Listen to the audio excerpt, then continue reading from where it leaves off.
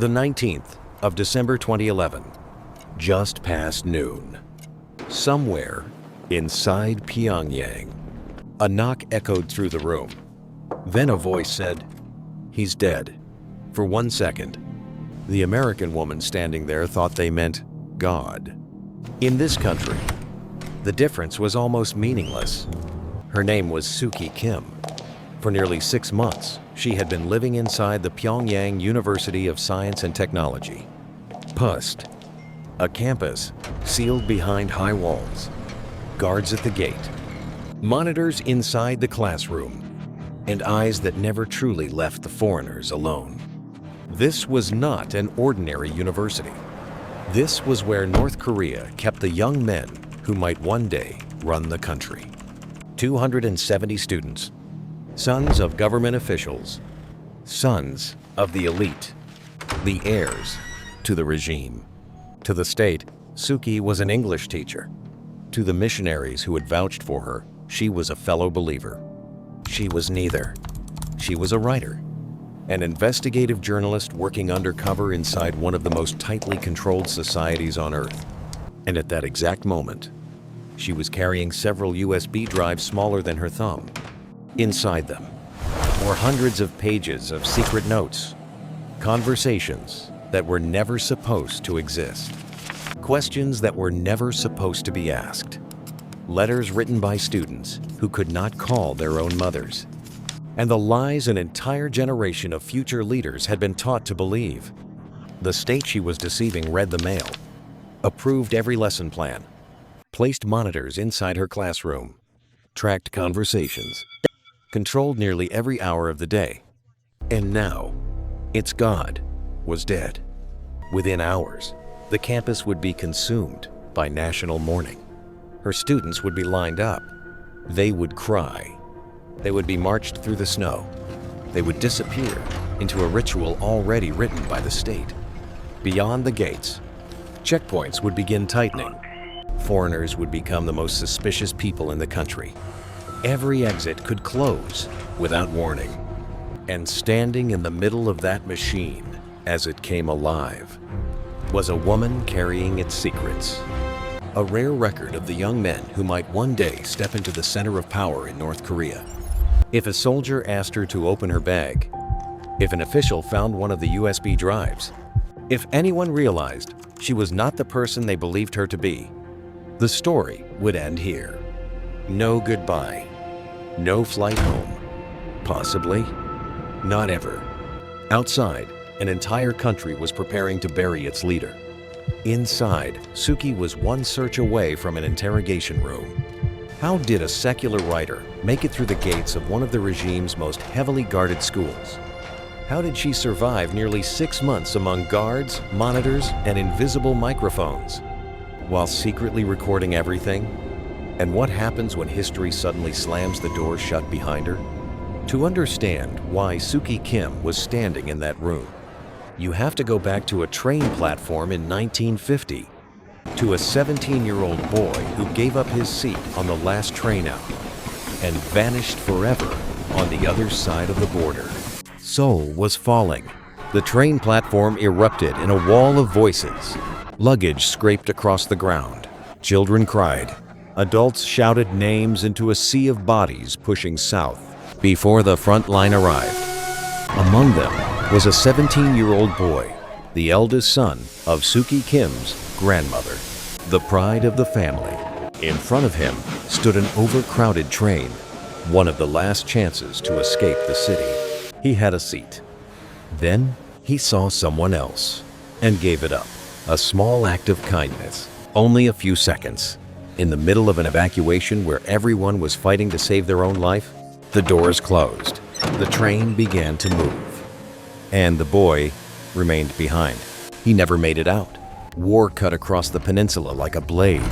Cities changed hands. Villages disappeared from maps. Families were divided before they could understand what was happening. Then the fighting stopped. But the war never truly ended. The armistice froze the border into one of the most heavily fortified military lines on Earth. Steel fences, minefields, guard towers, weapons pointed in both directions. and the 17-year-old boy was trapped on the other side. No letter ever came back. No phone call. No witness. No confirmation that he was alive or dead. Only silence. A silence that stretched across years. Suki's grandmother spent the rest of her life searching for the son the border had swallowed. She questioned anyone who might know something, waited for any rumor that might lead back to him, but nothing came. No grave to visit, no final photograph, no message. Not even a place to leave flowers, only an empty space inside the family, growing larger with time and never filled. Suki Kim was born in Seoul beneath the shadow of that disappearance. When she was 13, she moved to the United States. But North Korea did not remain behind. It traveled with her in unfinished family stories, in her grandmother's grief, in the name of an uncle no one knew where to find. The missing uncle became a phantom limb for the entire family. No longer present, but still painful, still there, still reminding them that somewhere beyond the border, a piece of their own blood had been locked away. To Suki, North Korea was not merely a secretive country on a map. It was a sealed room. No windows, no echo, and inside that room was her own family. As she grew older, the question became harder to put down. What had happened to the people left on the other side? How did they live? What had they been taught to believe? How completely could a country control its people before even the memory of truth began to disappear? In February 2002, Suki looked through the keyhole for the first time. She joined a delegation traveling to Pyongyang for Kim Jong-il's 60th birthday celebration. It was the kind of visit the regime allowed, because every frame had already been written. The moment her plane landed, her passport was taken. A minder slept in the room next door. The itinerary controlled every waking hour. Every road had been chosen. Every stop had been calculated. Every citizen she was allowed to meet had already been selected, briefed, rehearsed, before she ever set foot on the ground. Suki did not enter a city. She entered a film directed by the state. The streets were clean at exactly the right moment. The buildings appeared grand from exactly the right angle. Smiles arrived on cue. Answers sounded so similar, they might have been coming from the same loudspeaker. Pyongyang appeared as one enormous stage. Everything looked real, but nothing could be verified. She saw the capital, but not the people behind it. She heard their answers, but not their real thoughts. The trip ended, and she left, knowing almost nothing more than when she arrived. Except for one moment. Before her departure, a party official pulled her aside. He told her, "Go back and tell the world the truth about North Korea." He meant the truth the regime had prepared. A united country, a beloved leader, a society without cracks. Suki heard the challenge, but understood it in an entirely different way. She returned home and wrote what she had actually seen. Under her real name, no alias, no cover name, no attempt to erase the trail. Remember that byline, because in the years that followed, it remained publicly available on the internet, in articles, in archives, one search away. A landmine buried beneath everything that was about to happen. In 2008, Suki tried the front door one more time. This time, she returned with the New York Philharmonic, one of the largest American delegations to enter North Korea in decades. An event watched around the world. Official credentials, special access, cameras everywhere, international reporters. A moment described as historic, but that history had also been staged. She was taken places, shown things, allowed to observe, and once again, she saw nothing real. 2 visits, 2 entrances through the front door, maximum access, not a trace of truth. The conclusion she brought home was simple and brutal. To see the real North Korea, a person could not merely visit. They could not stand inside a diplomatic delegation. They could not look through a bus window. They could not accept only what the minders allowed them to see. A foreigner would have to live inside the country, eat there, sleep there, Repeat the same days. Stay long enough for the people around them to forget they were performing. Long enough for the stage to begin cracking. Long enough for a careless sentence, a glance, a moment of silence, to begin revealing the truth. But almost nowhere in the country allowed foreigners to remain that long. There was only one door, a narrow opening in the wall of a nation that admitted almost no one. A place where foreigners could eat, sleep, and live among North Koreans for months. And strangely, that door had not been opened by a government, not by an intelligence agency, not by a newsroom. It had been built by a church that was about to unknowingly open the way for someone who should never have been allowed through. That opening did not appear on its own. It began with a man being arrested. 1998. North Korea was still moving through years of famine. A sealed country, exhausted fields, silent roads, and inside a regime that viewed outsiders as threats. A Korean-American businessman named James Kim stepped in. He brought food aid, rice, faith, and an idea that was dangerous in a country like North Korea, that an outsider might come to help. Then he was arrested. The charge, spying for the United States. 6 weeks in a cell. A possible death sentence placed before him, like a document waiting for a signature. According to the story later told, James Kim said something strange to the men holding him. If they shot him, they should bury him in North Korean soil and let his body nourish the land he had come to serve. It was not a plea for mercy. It sounded more like a wager made with his own life. A man the regime suspected of being a spy was speaking as if he still wanted to belong to the country preparing to kill him. 3 years later, something seemingly impossible happened. The same state that had nearly executed him allowed him to build a university. Not a temporary classroom, not a small project hidden inside an aid report, but a real campus on the outskirts of Pyongyang. Buildings, classrooms, students, foreign teachers. Its name was the Pyongyang University of Science and Technology, PUST, an elite university built inside a country that treated outside information like poison. Classes taught in English, computer science, engineering, science. The very tools the regime both needed and feared. The arrangement sounded like a contradiction. But in North Korea, contradiction was not always a flaw in the system. Sometimes, it was how the system survived. The regime received what it wanted. The sons of the ruling class learned English, technology, engineering. They were allowed to touch knowledge from the outside world, but only inside a fenced campus, under surveillance, under control, a window made of bulletproof glass. It allowed them to see the world, without allowing the world to enter too deeply. Much of the cost was paid by foreigners.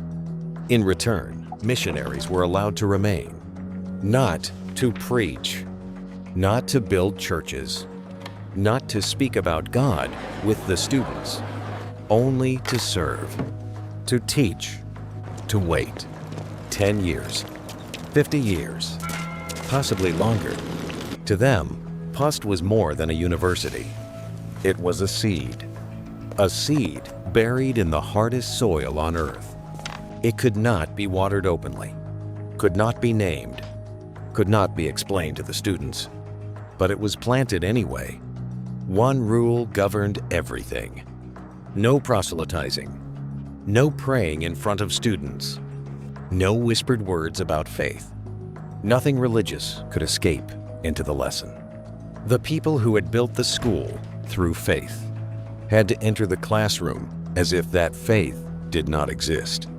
They could bring textbooks, books, English, knowledge, but the deepest part of who they were had to remain outside the door.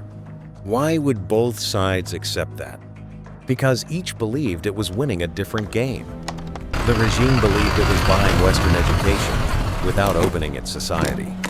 A little English, a little science, a little technology, all of it kept inside a guarded cage. The founders believed they were buying time. Not a semester, not a year, but a permanent presence. A way to remain. A way to wait. A way for small beams of light to enter a place where almost no light was allowed. Each side saw a game with only two players: the regime and the church, the state and the volunteers, control and faith. Neither side imagined a third player. In October 2010, PUST opened its gates to 160 hand-picked young men. Less than a year later, the number had grown to nearly 270. These were not ordinary students, not the sons of poor families from distant provinces. They were the sons of officials, the sons of the elite, the sons of men with power, young men being prepared to enter the machinery of the state, a nursery for the next generation of leadership.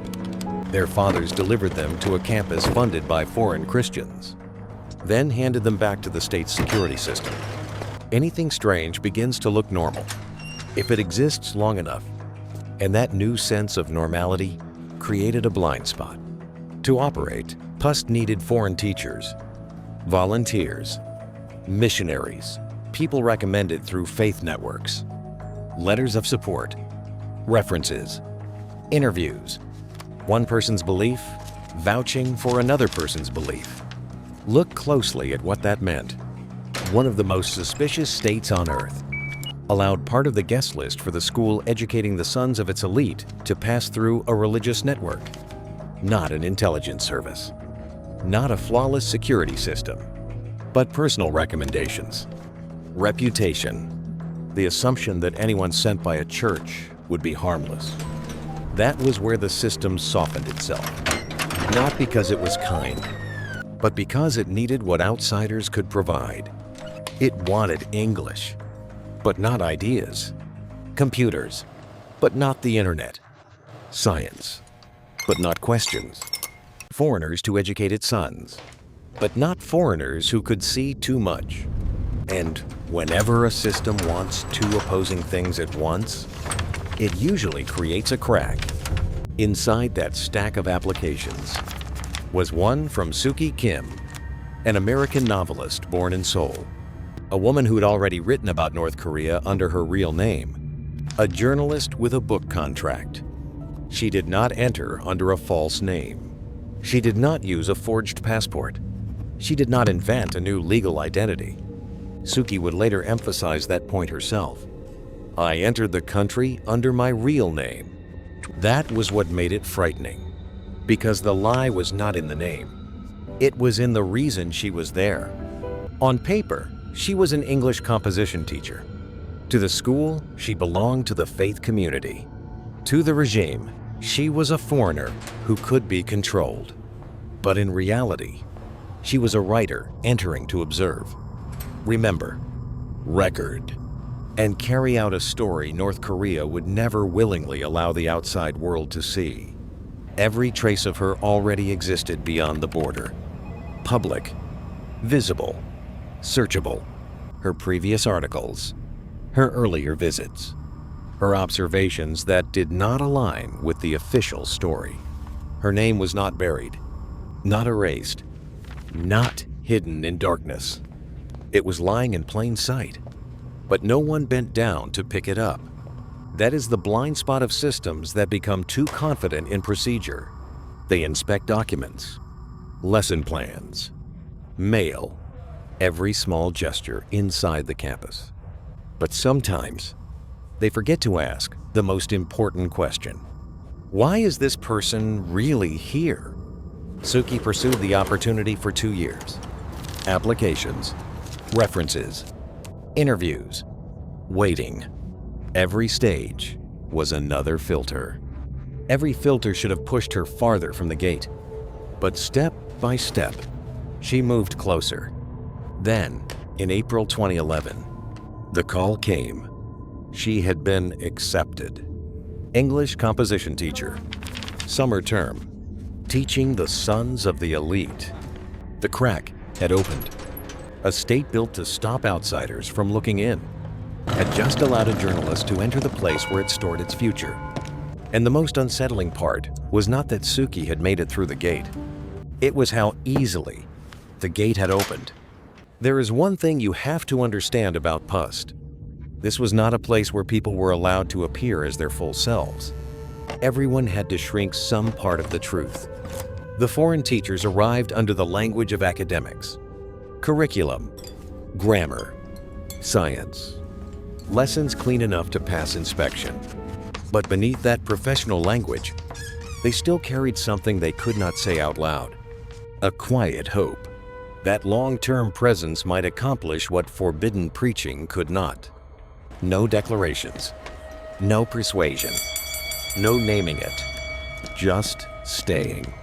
Teaching, eating at the same tables, repeating the same days, giving something very small a chance to take root. The other side was performing too. The regime presented an image of cooperation. An international university, elite students, English classes, computers, just enough signs of openness for the outside world to see something softer. But beneath that surface, the machinery of control kept running. Lesson plans were reviewed in advance. Mail could be opened. Schedules were locked down. Monitors sat inside classrooms. Guards stood around the campus. Everything was arranged so outsiders could look, but never look too long at what was not meant for them. PUST was like a stage running two performances at once. One for the regime, one for the people funding it. Each side looked toward the stage and believed it understood the script. But between those two pools of light, Suki Kim was playing a third role. To the school, she was trustworthy enough to teach. To the North Korean authorities, she was an English composition instructor. But in reality, she was a journalist entering a place where independent witnesses almost did not exist. Someone there to remember what was never meant to be recorded. Someone there to turn hidden lives into a story. This was not a simple cover. It was a performance that had to convince two different audiences. One side could begin questioning her faith. The other could begin questioning her profession. If either side asked the right question, the role would tear open. It would not take a major investigation, not a thick dossier, not a long interrogation, just one person looking at her name a little longer than usual. Suki Kim. The name was not hidden. It was not buried behind an alias. It had not been scrubbed from the internet. Her old articles were still out there. Her previous trips. Her observations that did not fit the official story. All it took was a search. A little curiosity. She did not know whether that had already happened. She did not know if a visa official had ever typed her name into a search bar during a slow afternoon. She did not know whether someone at the school had ever felt that something about her story did not quite fit. She did not know whether another teacher had noticed the gap between the person she presented and the person she actually was. She knew only this: if her real purpose was discovered, everything around her would change meaning. A lesson would become evidence. A note would become contraband. A classroom question could be reinterpreted as provocation. An ordinary conversation could be reread as a confession. And the woman who had come to write a book could be held inside the very place she was trying to describe. From the first orientation session, PUST began teaching her a second set of rules. Rules that did not belong in any syllabus. Boil the water. Do not wear jeans. Do not stray from the schedule. Do not speak casually. Do not close your eyes while praying, because closed eyes could look like worship. And here, worship already had one address.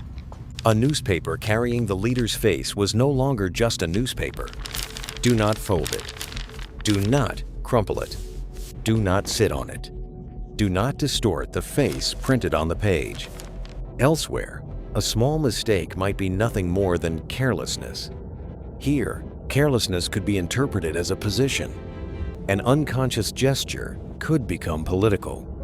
An ordinary habit could become something that required explanation. The dangerous boundary was not always hidden inside dramatic acts. It lived in details so small, most people never thought about them. How you held a sheet of paper, how you looked at a photograph, how long you stayed silent after a question, how you smiled when you were not sure whether smiling was allowed. One warning was put plainly: living in Pyongyang is like living in a fishbowl. The sentence needed no exaggeration. A fishbowl does not need steel locks. It has glass. Transparent. Clean. Quiet. The fish can still swim, still eat, still move. But every movement remains visible to someone outside. No backstage. No blind corner. No moment of truly disappearing. For Suki, the exhaustion did not come only from being watched. It came from having to monitor herself before anyone else could. Say just enough. Ask just enough. Look surprised just enough. Know just enough. Know too little, and she was useless. Know too much, and she became dangerous. She had to perform, even when no one was directly questioning her. Perform while eating. Perform while walking. Perform while teaching. Perform while sitting alone in her room. Because, at PUST, being alone did not really mean being alone. The surveillance did not only fall from above, it spread sideways through everyone sharing the same space. Students watched teachers. Teachers watched teachers. Students watched one another. A dinner table could become a test of reactions.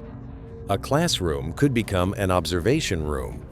A hallway could preserve words that seemed to disappear into the air. Suki would later say, "They all monitored one another." That meant the state did not need to physically appear everywhere. It had already been broken down into habits, embedded in glances, installed in reflexes, turning each person into one small component of the surveillance system. And inside that network, Suki had to do the most dangerous thing a writer could do: record the truth. If she did not write, she had no story. If she wrote the wrong way, she could end up with a file of her own. An ordinary writer needs paper, a computer, time, privacy. Suki needed all of those things inside a place designed to deny them. So she had to turn memory into storage, silence into a desk, tiny gaps in the day into places where thoughts could survive. She had to learn how to observe, without looking like she was observing, how to listen, without making the speaker realize they had left something behind, how to write, without making the act of writing itself suspicious. That was the real problem. How does a journalist document a sealed society when that society is documenting her at the same time? Then the summer of 2011 arrived. On June 27th, universities across North Korea were suddenly suspended. Students were sent into construction brigades.